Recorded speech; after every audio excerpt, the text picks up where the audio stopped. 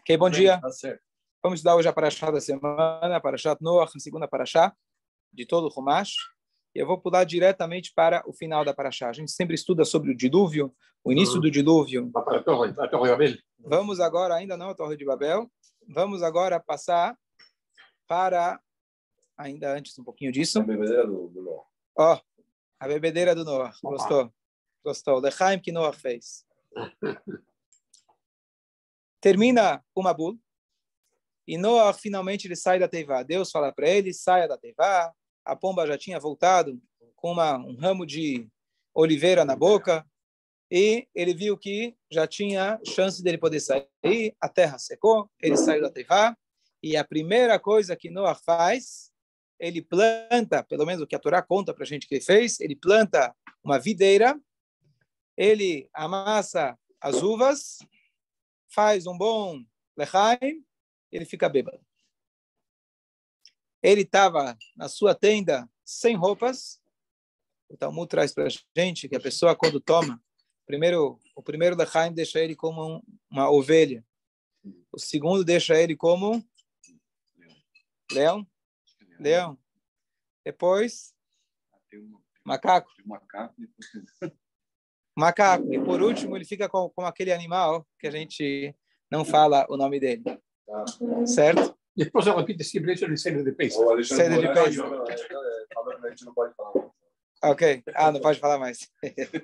Bom, então, o Noah ele chegou para o último estágio, aparentemente. Chegamos assim, analisando a nível literal, nível mais simples, sem entrar na questão espiritual, qual que era a busca dele, etc. Então ele toma o vinho, ele fica bêbado, fica sem roupas, e aí o Noah ele tinha 3 filhos, Shem, Ham e Yafet. Shem é o nosso antecedente, nosso antepassado, por isso nós somos semitas, descendentes de Shem. Ham e Yafet. O Ham, ele vê o pai naquela situação e ele vê a nudez do pai. Só que a Torá depois fala que Noah, ele acordou da sua embriaguez, ele ficou sóbrio, e ele percebeu o que o filho dele fez com ele. Se o filho só olhou, o que ele tem para perceber? Poderia ter ouvido falar. E aqui então vem a segunda explicação, que tem 2 explicações. A primeira foi que ele viu. E viu então, ele viu e teve um relacionamento com o próprio pai. A segunda explicação, o que foi feito com ele foi ainda mais grave, que ele castrou o seu próprio pai. A história continua, que ele saiu lá fora, contou para os irmãos o estado do pai, e a Torá conta que os irmãos, diferente desse, eles foram andando de trás, andando de costas, com uma roupa, com um cobertor na mão. Eles cobriram, então, o seu pai, e a cara dele estava virada, e eles não viram a nudez do pai. E aí o pai, agora voltando, quando ele acorda, ele viu que o filho dele, Ham, tinha feito com ele, ele amaldiçoa esse filho, e ele fala, Eved Avadim Yelechav, você vai ser servo dos seus irmãos, e isso se comprovou ao longo de toda a história, que essa Klalá, ela continua. Isso que passa. Isso, muita gente usou isso como... O Ham, ele foi para a África, e a gente vê até hoje, grande parte da África, a maioria da África, são países que não conseguiram se desenvolver. Não por falta de recursos naturais. Não por falta de recursos naturais. Tanto é que os europeus, os americanos, souberam muito bem cultivar o ouro, diamante que tem lá nessas terras. Mas, infelizmente, a gente vê que alguma repercussão, a gente vê claramente ainda tem dessa Klalá do Noah. Na Torá se comenta, na Torá tem tudo, mas aparece claramente em algum lugar em relação às cores dos seres humanos, já os negros eles surgem. Não consta que ele ficou negro na Torá. O que sim que Ham ele foi para a África. As pessoas relacionam isso com os negros. também, como o Jaime falou, erroneamente, como as pessoas deturpam a Torá, eu não sabia disso, mas você que é um historiador, que as pessoas usaram isso como argumento, falaram, bom, então a gente pode escravizar, Deus nos livre, os negros, porque afinal está escrito na Torá. Deus também tinha falado para Abraão que os seus descendentes iam ser escravos, mas ninguém pediu para o faraó ser aquele que vai escravizar. Já que ele foi de livre e espontânea vontade e ele escravizou o povo, ele teve que pagar por isso. Então você não pode usar uma clalá que Deus deu para você ser aquele que vai realizar aquela clalá. Então não consta que ele se tornou negro na Torá. Mas pela lógica, alguém na arca era negro. Não, pegou sol. Não, Pegou sol não. e através de sol. A gente vai fugir do tema. A única alução que a gente tem, a pergunta foi importante. Aonde consta a questão das cores, a pigmentação da pele, etc. Aonde consta? Está dizendo, inevitavelmente, um dos três, ele era um dos que estava na Teivá, um dos 8 que estava na Teivá, um deles era negro. E amarelo. Então, você tem, na verdade, quando você vai colocar, vai fazer passaporte online, você tem que colocar a cor que você é. Não é apenas preto e branco, tem outras cores, tá certo? Então, você vai dizer, bom, então na Teivá tinha todas as cores. E peraí, então da onde surgiu o olho puxado? Da onde surgiu as várias tipos de corpos diferentes? Então, com certeza, alguém lá atrás tinha.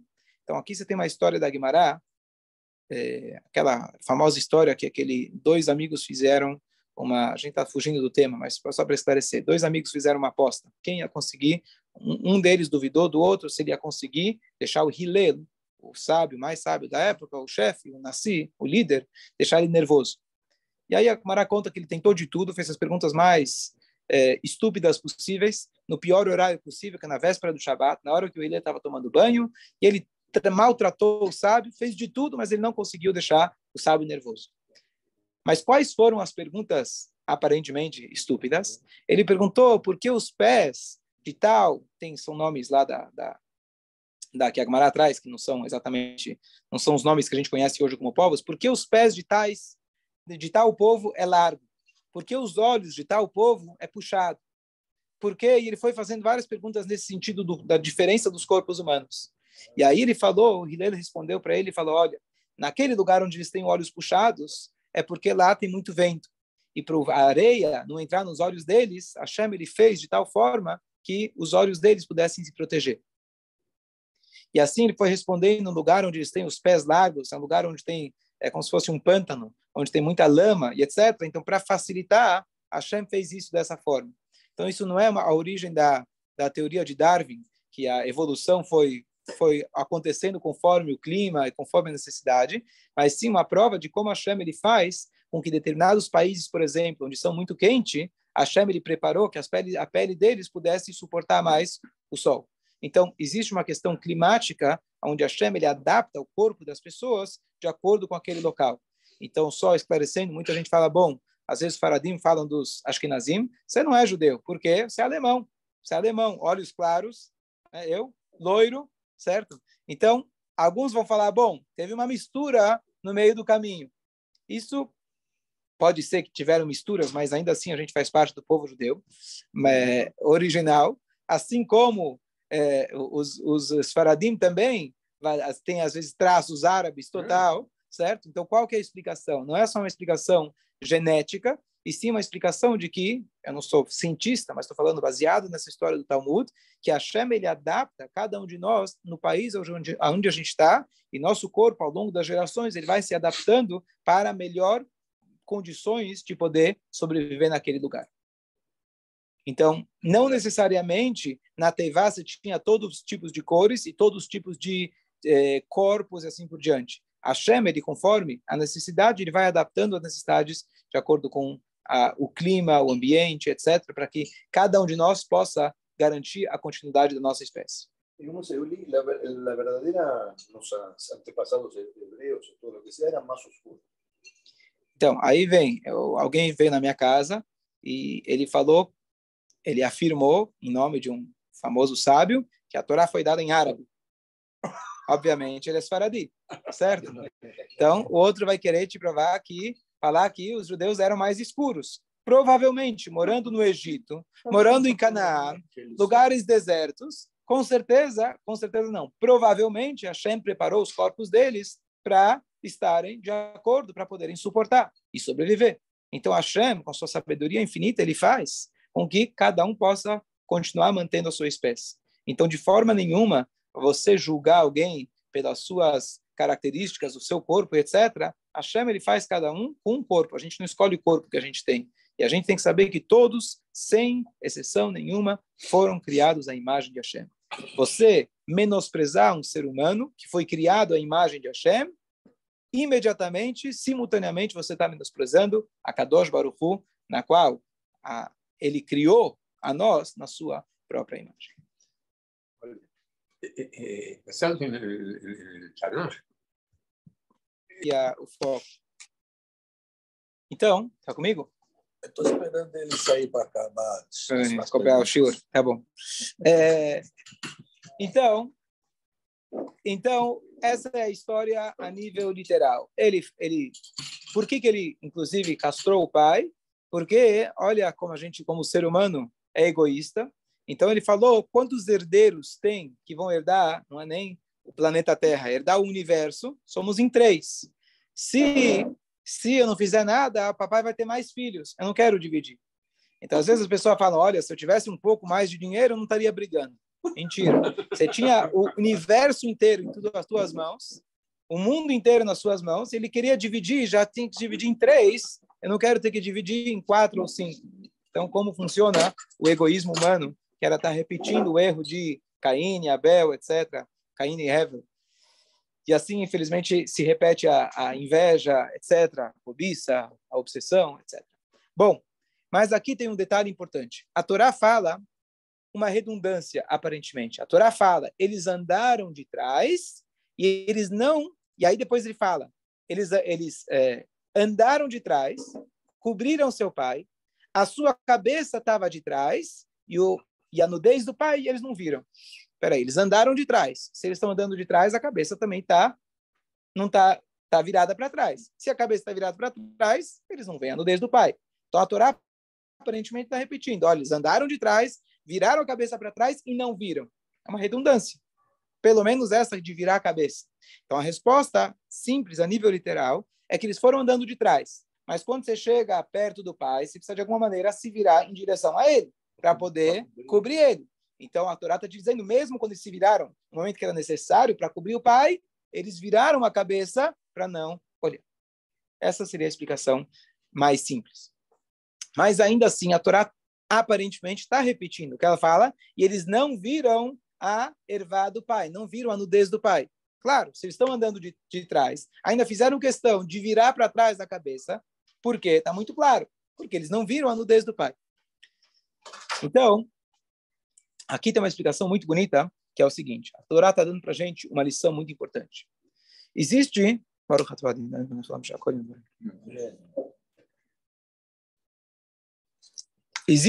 uma Torá do Baal Shem Tov, o ensinamento do Baal Shem Tov, que ele diz que tudo aquilo que você vê de mal e negativo em outra pessoa, isso é um sinal que você tem aquilo dentro de você. É um reflexo seu. O mundo é um espelho. Essa é a frase. Então, de certa forma, é fácil de entender. Quando você vê alguém que tem a mesma falha que você te pega. Então, por exemplo, aquilo que está escrito na Parashá da semana passada, no Rashi, que kol uman soneh benei umanato. Todo profissional odeia aquele que é na mesma área de atuação que você. Então, o engenheiro odeia o engenheiro, o médico odeia o médico, e assim por diante. Então, por quê? Então, isso foi o argumento que a cobra usou para Rava, porque ele falou, olha, se você comer do fruto, você vai se tornar igual a Deus. E Deus não quer competição. Deus tem um complexo de inferioridade.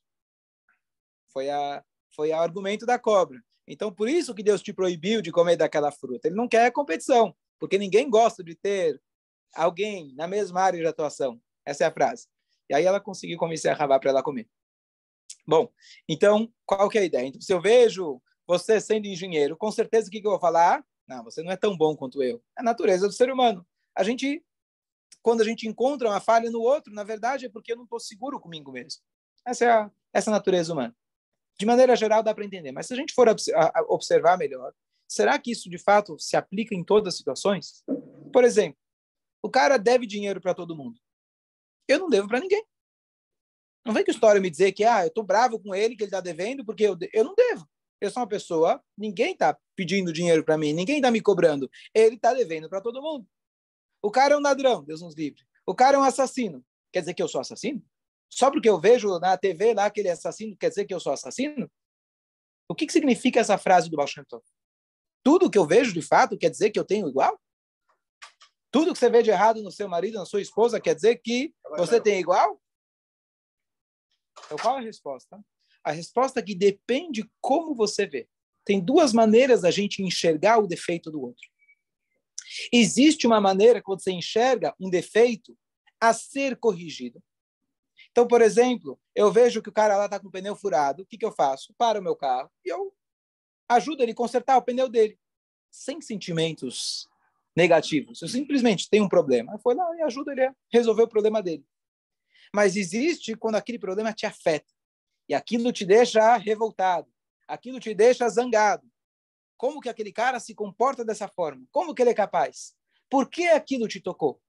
Porque, de alguma maneira, você não está seguro consigo mesmo.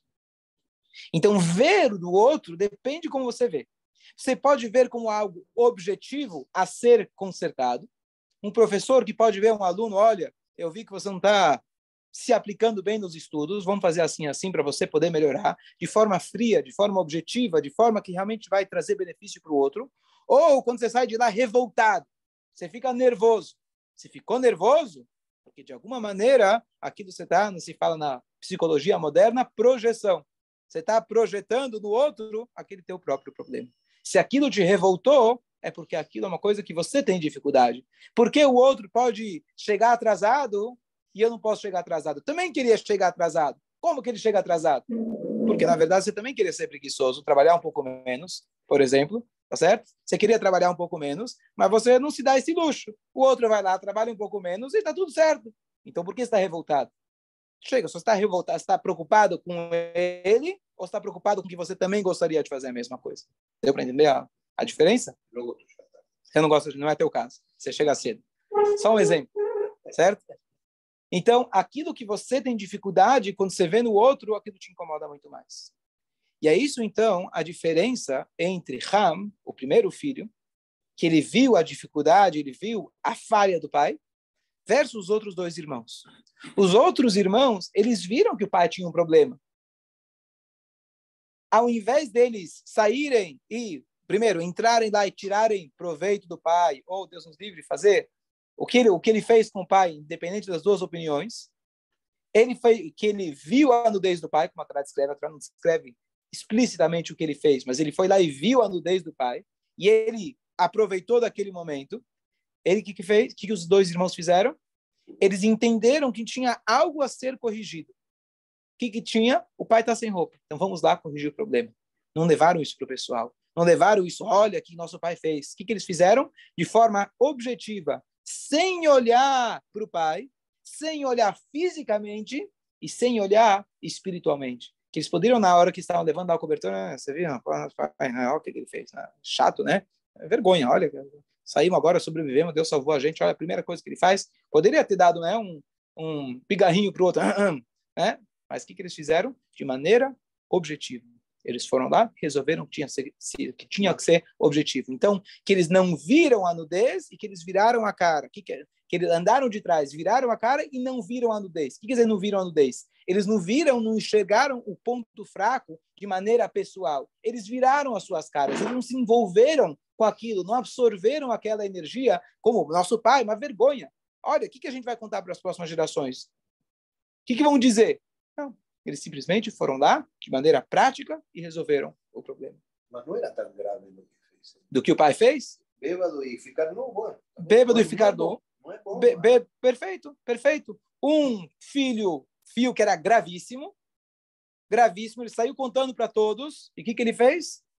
Muito mais grave. Muito. Porque era mal. Os outros não comentaram se era grave ou não era grave. O pneu está furado? Vamos consertar. Ponto.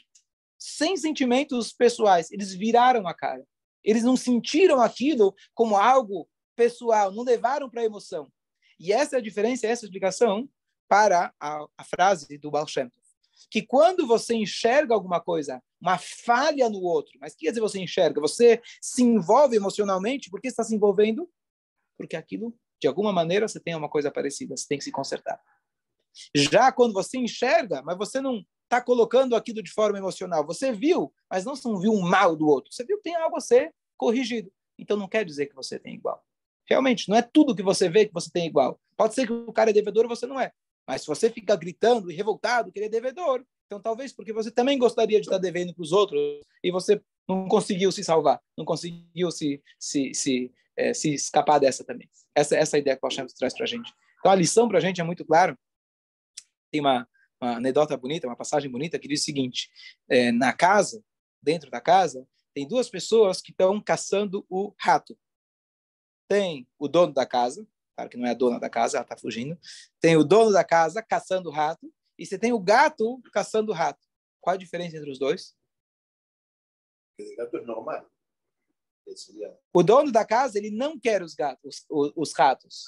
O gato, quanto mais rato tiver, melhor. Então, às vezes, a pessoa te aponta falhas. Tem dois jeitos de apontar a falha. É o dono da casa que está querendo eliminar suas falhas. Ele está preocupado com você, ele quer te ajudar. Então, ele quer eliminar o rato do meio do caminho. Tem outro que ele curte cada falha que você tem. Opa, agora tem mais uma coisa para eu corrigir. E parece que ele está querendo também pegar o rato. Mas cada rato que aparece, ele está comemorando. Que agora ele tem mais uma brincadeira. Já viu como os gatos brincam com os ratos? Ele já morde, joga para um lado, joga para o outro. Tá certo? Então, depende como que é a crítica. Se a crítica é porque você quer eliminar o problema do outro, ou porque você curte o fato que o outro, agora eu posso me sentir melhor. O humano, o profissional, não gosta de ter outro concorrente. Então, agora que eu vi que ele tem um problema, agora eu já posso me sentir melhor. Eu rebaixo o outro, ao invés de subir na cadeira, como diz a famosa história dos dois rebes, conhece a história, a gente já contou várias vezes, mas é incrível, dois rebes, o Rebbe Rashab, o quinto Rebbe, com o irmão dele, e o irmão dele mais velho era mais baixo. E ele um dia estavam brincando lá fora, ele foi lá, botou o irmão mais velho, que era mais baixo, botou o irmão dele, que era mais alto e menor, mais novo, colocou ele no buraco. Ele falou, agora está justo, eu sou mais velho e agora estou mais alto. E o Rebbe Rashab, que seria o futuro Rebbe, era uma criança, ele falou, olha, se você quer deixar justo, você quer ficar mais alto, então suba na cadeira, não coloca o outro no buraco.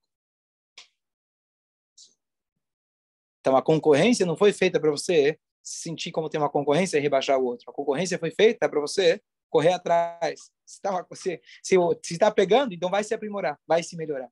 E a verdadeira concorrência, a única que vale, a concorrência no estudo, a concorrência no cumprimento das mitzvot, esse tipo de inveja não tem que causar para você diminuir o outro, como fez o Ram, e sim para você enxergar que talvez você possa melhorar, você pode subir na cadeira.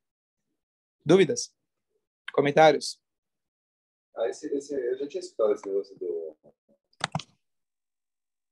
Na nossa paraxá, a Torá conta realmente a dificuldade do ser humano de se corrigir.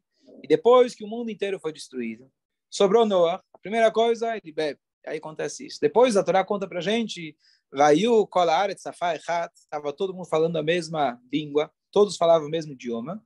E aí eles falaram, vamos fazer nascer lá no Shem. Faremos para nós um nome. E eles decidiram, então, construir uma torre. Uma torre que o topo dela estaria nos céus. E dessa forma eles seriam conhecidos por toda a terra. E aí a pergunta, que história é? Que história é essa da torre que eles construíram? Então, eu vi uma explicação esse ano, interessante, que a torre, no nível mais simples, no nível mais literal, serviria como um ponto de referência. Se alguém se perdeu no meio do deserto, como você vai voltar para casa? Então, você tem uma torre, você vai saber para onde voltar. Hã? Você tem esse problema? Com o ex ainda, você se perde também? Não, porque ainda briga porque eu sou assim, eu sou a torre. Ah, você é a torre, então você é muito alto, quando precisa te achar no casamento, só olhar para cima, fica tchau, Shabbat Shalom. Fica fácil. Saída do vestibular domingo, né? Foi fácil de... Eu tinha, sei lá, milhares de pessoas lá fora. Aí minha filha tirou foto minha. Ela me viu 500 vezes antes. Ok. Então, essa é a explicação, uma explicação. A outra explicação, quer dizer, eles falam, vamos construir uma torre. quer dizer, como se fosse, você tem em vários países, você tem a Torre Eiffel, você tem a Lava Shalom, os Twin Towers, né? O obelisco, né? Na Argentina. Então você tem esses monumentos que fazem com que você se torne importante, pelo menos simbolicamente. Mas a pergunta o Midrash ele traz para a gente algumas explicações que parecem um pouco cabeludas. Ele fala que eles decidiram fazer um pilar para apoiar os céus. Que eles disseram que a cada tantos anos parece que os céus caem. Afinal, tivemos um Mabul há pouco tempo atrás. Vamos garantir para não ter um novo Mabul. E aí a pergunta é, que história é essa? Você vai fazer um pilar, você vai segurar o céu? Então aqui tem algumas explicações. E uma explicação ainda no Midrash, uma diz que eles decidiram, falaram, olha, Deus está lá acima, como o pessoal imagina, né? Um velhinho lá no céu. Então vamos chegar até o céu e fazer uma guerra contra ele. Ainda assim está difícil de entender que história é essa. Deus é físico, você vai chegar lá no céu, fazer uma guerra contra ele. Então, aqui tem uma Sikha do Rebbe, que o Rebbe explicou muito bonito, como que isso se aplica no nosso dia a dia. E como esse mesmo erro, aonde nascer lá no Shem, faremos para nós um nome, vamos ter um nome para nós, e construir para nós um pilar para segurar os céus, como isso realmente aconteceu na nossa história. E eu vou tomar cuidado para antecipar aqui que Eretz Israel, nossa terra, é a terra escolhida por Deus. O fato que nós temos essa terra conosco é uma das maiores dádivas dos últimos tempos que a Hashem nos deu, que a gente tem um lugar onde a gente pode livremente fazer Torá, mitzvot, não livres de Deus, e sim livres para poder servir a Deus. Mas, pós o último dilúvio que tivemos, de 39 a 45, o dilúvio do Holocausto, aonde grande parte do nosso mundo foi destruído, a turma se levantou e perguntou o que a gente pode fazer para evitar que isso aconteça de novo. Então, sem entrar agora na pergunta que volta a todos os shurim, por quê, como, onde estava Deus, etc. Mas vamos partir para o próximo passo. O que faremos a partir de agora?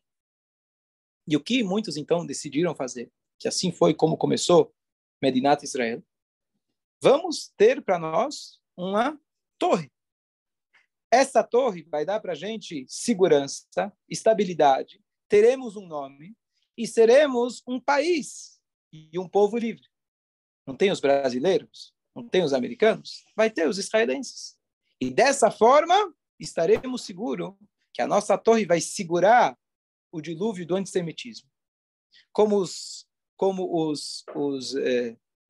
babilônios lá estavam, o que eles falaram? Olha, cada tantos anos cai um dilúvio. Ninguém parou para pensar, poxa, talvez tenha um motivo para o dilúvio. E agora, tomando cuidado. Não que a gente possa justificar o holocausto de forma nenhuma. Mas ao invés de você lidar com Deus, você decidiu fazer uma guerra contra Deus. Deixa que eu me vire sozinho. Eu vou fazer uma torre, eu vou ter meu próprio nome, eu não preciso mais de Deus. Infelizmente, esse pensamento aconteceu. E ao invés de ter Israel como um local nosso, e não estou tirando mérito de todos aqueles que entregaram sua vida, muito pelo contrário, aqueles que entregaram sua vida e tudo que eles puderam fazer para que tenhamos essa terra. Mas a maneira de pensamento de muitos indivíduos era que, através disso, a gente vai poder tirar o fardo de perseguição e, através disso, a gente tira também, simultaneamente, o fardo de obrigações de Torá e Mitzvot. E daí surgiu o pensamento que nós somos israelenses e não somos judeus. Porque pensava-se que agora que a gente mudou de nome, então agora não vai ter mais antissemitismo. Agora que temos Israel, estamos seguros. Funcionou? Não. Funcionou? É igual o judeu que fala, olha, eu tenho cara de judeu. Eu vou operar meu nariz, fazer um narizinho menor. Você acha que vai melhorar? Eles vão dizer, você é o cara que tinha um nariz grande. Não mudou nada. Você vai continuar ainda com o apelido de nariz grande. Então, por quê? Porque quando a gente foca em nascer lá no Shem, faremos para nós um nome, a gente pode construir uma torre, um país, uma cidade, algum lugar onde nós nos protegemos sozinhos. E a gente não precisa de mais ninguém. Então, ao longo da história, se comprovou, desde os primórdios, desde quando a gente conquistou a terra, cada momento que o povo se sentia seguro por si mesmo, eles perceberam que o Mabul, ele caía. Não existe uma maneira da gente se garantir sem o apoio de Akadosh Baruch Hu. Então, a pessoa, no momento depois do dilúvio, deveria meditar, não porque Deus fez esse dilúvio, a gente não sabe por quê, mas como eu posso estar mais próximo de Hashem e pedir para Ele e garantir, Bezrat Hashem, que não tenhamos mais dilúvios. Essa foi a analogia que o Rebbe fez. Então, o que eu acho curioso disso, tem alguns pontos. Ponto número 1, mais simples, entender essa ideia do Medinat Israel, que você ter uma nacionalidade não substitui a sua essência. Você falar que você é israelense, isso não te traz mais garantia, não te traz mais segurança. E no final das contas, é diferente você ter uma nacionalidade ou você ter uma essência. Nacionalidade você pode adquirir. Você vai lá, morar, faz aliar. Você não precisa ser judeu, você pode conseguir, tem jeitinhos. Isso não toca na nossa essência. Por isso nós estamos lá, por ser Israel. Israel está ligado com a nossa essência e não apenas com uma nacionalidade. Todo povo tem direito de ter o seu país. Sim, mas às custas dos palestinos? Todo mundo tem o direito. A ONU deixou. Os britânicos saíram. E com que direito você tem? Não, porque olha o que aconteceu com a gente com o Holocausto. Tá bom, vai para Uganda. Ah, não sei. A gente precisa ter um país. Se você olhar apenas nacionalidade, que direitos não tem direito nenhum sobre essa terra? O único direito que você tem nessa terra é o direito bíblico. Que Deus, quando criou o mundo, ele falou: essa terra essencialmente pertence ao povo judeu. Nenhuma terra no mundo pertence nenhum país no mundo pertence essencialmente a uma tribo, a um povo. A maioria dos países hoje em dia foram conquistadas em determinados momentos. Vocês viram agora é a nova lei, se não me engano, de colocar terra indígena. Em várias até o nome das ruas, não lembro quais são as aqui em Janópolis tem. Você coloca o nome das ruas, terra indígena. Por quê? Porque agora, depois de 500 anos, se fala, não, essa terra era dos índios. A gente pecou, a gente tirou deles. Certo?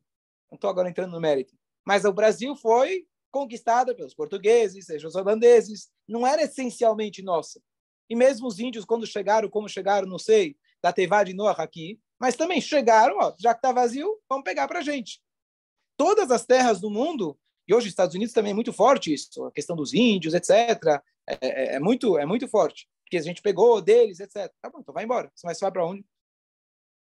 Você não tem nenhum país, nenhum ser humano, a não ser os Yehudim, que Hashem falou que essa aqui é um imã, que essa pertence a você, nenhuma outra terra no mundo pertence essencialmente a esse povo. Se passa gerações, se esquece quem conquistou quem, e pronto. Daqui a algumas gerações vai saber o que era a Ucrânia, o que era a Rússia. Os teus netos não vão saber o que era. Isso aqui é Rússia, isso aqui é Ucrânia, acabou. Ninguém vai saber que teve uma guerra por isso. Já Israel é o único lugar do mundo que Hashem fala, vocês pertencem essencialmente àquele lugar. Então, você não assumir, você não conseguir enxergar dessa forma, é como aquele cara que ele quer apenas os direitos sem os deveres. Você assina o contrato, mas você só olhou os direitos. Você não olhou que você tinha que trabalhar, você não olhou que você tinha que pagar, você só olhou o salário. Você esqueceu que você tem que acordar e trabalhar? Não. A terra é nossa. Está no Tanakh, a terra é nossa. Mas essa terra você quis substituir pelas obrigatoriedades que Hashem nos deu em relação à nossa terra. Eu vi agora, essa semana saiu no jornal, semana passada, que o Kibbutz Hafetz Chaim, um kibbutz religioso famoso em Israel, pela segunda vez, no pré-Shemitah, no ano pré-Shemitah, eles produziram o dobro do que a produção dos anos anteriores. É um kibbutz que ele cuida das leis agrícolas de Israel, que no 7º ano tem que descansar. E a Torá, há 3.300 anos, teve coragem de dizer, pode cumprir, faz o Shabat, que não vai te faltar nada. Descansa a terra um ano, que eu vou dar o dobro, eu vou dar o triplo. Fica tranquilo. E isso saiu no jornal comprovado. O Kibbutz Hafetz Chaim, quem quiser pode olhar, eles, ano passado, agora retrasado seria, eles produziram o dobro do que nos outros anos. E assim também 7 anos atrás. O ano pré-Shemitah, eles produziram o dobro. A terra, ela dá frutas, e a gente tem que saber que a gente tem que respeitar essa terra. Então, a analogia é muito interessante.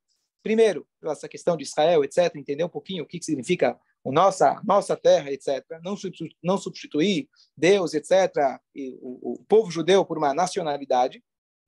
Inclusive, quando o Rebbe foi questionado, ele foi um dos primeiros ministros, não lembro qual deles que foi, perguntou, Rebbe, por que o senhor sempre fala Eretz Israel? Por que o senhor não fala Medinat Israel? Medinat Israel, por que Eretz Israel? Por que terra de Israel, não país Israel? E o Rebbe falou, peraí, país Israel, você está se referindo a 48. Eretz Israel, eu estou me referindo à criação do mundo. Qual que é mais forte? Para que você está se limitando ao direito da terra, à ONU, ou os britânicos, ou a aceitação? Porque, de repente, hoje a ONU pode mudar de ideia. Afinal, a gente não está lá na lista nos países, etc. É um país de guerra, é um país de hostilidade, tá certo? A gente não se limita a isso. Isso é um ponto. Mas o outro ponto que eu acho muito bonito dessa explicação é de que como uma passagem do Midrash, que quando você lê parece uma coisa cômica, que eles estão fazendo uma torre para segurar o céu, se você entende com um olhar um pouco mais profundo, que aqui tem mensagens que a Torá está dando para a gente, sutis, que você, a princípio, às vezes fala, isso aqui é besteira, que história. Eles eram primitivos, eles estavam fazendo uma torre para segurar Deus, fazer uma guerra contra Deus. O que é Deus? Deus está acima, está embaixo? Que história é essa? E, de repente, você entende que o Midrash ele usa uma linguagem codificada para a gente traduzir isso para o nosso dia a dia. O que a Torá está dizendo para a gente, que nós repetimos esse mesmo erro muitas vezes. Então, de maneira global, a gente falou a história pós-holocausto, Israel, etc. Mas na nossa vida, também muitas vezes, quando a gente passa por momentos difíceis, o que a gente fala? Bom, eu passei por uma crise financeira agora. O que eu vou fazer? Não, Baruch Hashem passou, agora deixa eu garantir. Agora eu vou ter dinheiro aplicado aqui, dinheiro aplicado lá, comprar isso, comprar aquilo, agora eu estou seguro. Agora eu estou seguro. Você vai se apoiar nisso mesmo? Ou talvez valha a pena você parar e meditar que não é você se garantir construindo uma torre, é você se garantir refazendo os elos ou reforçando os elos com a Kadosh Baruch Hu. De novo, não estou dizendo, ninguém vai aqui julgar o porquê aconteceu aquilo. Mas o que sim, você parar e meditar quem fez aquilo e com quem você tem que conversar. O que você deve fazer a partir de agora? Você tem que fazer melhores investimentos? Tudo bem, pode fazer também. Mas não se esqueça que o principal, quem fez o dilúvio não cai sozinho a cada tantos anos. É a onda de antissemitismo, que infelizmente acaba acontecendo. Não, a gente tem que se melhorar, a gente tem que se fortificar, a gente tem que se unir. Claro que temos que nos proteger também, mas a gente tem que entender que o principal é a gente melhorar os nossos elos, reforçar o nosso elo com o Criador do mundo. Bom dia a todos, Shabbat Shalom. Shabbat Shalom.